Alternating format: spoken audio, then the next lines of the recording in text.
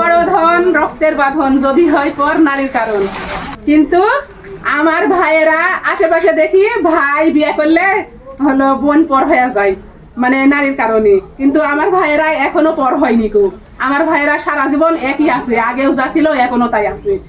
আজকে আবার এইছে আমার মায়ের বাড়ি চলে আসিছি। 2 দিন পর পর মায়ের বাড়ি আসি। আর মায়ের বাড়ি আসার অনেক সময় কারণ লাগে, অনেক সময় কোনো কারণ লাগে না। আজকে কিন্তু কারণে আসিছি, এর আগের কারণে আসছি, আজকেও কারণে আসিছি। ওই যে আমার মায়ের বাড়ি করেছে, তো বাড়ির মাছ আজকে ঢালাই দিবে, ওই জন্য ভাইয়েরা দাঁত করেছে।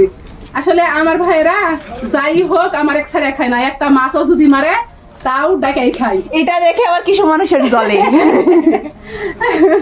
ওই জন্যই আমি বলছি যে ভাই বড় ধন রক্তের বাঁধন যদি হয় পর নারীর কারণ। আমার ভাইরা বিয়ে করেছে, তারপরে কিন্তু আমার পর করেনি।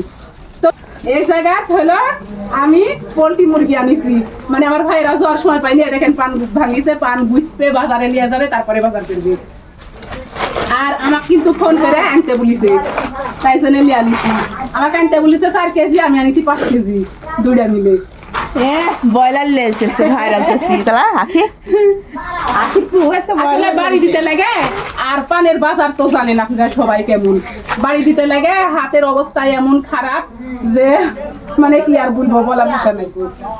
পানের বাজার ভালো থাকলে আজ বাজার আমাকে করে আসা লাগলো না।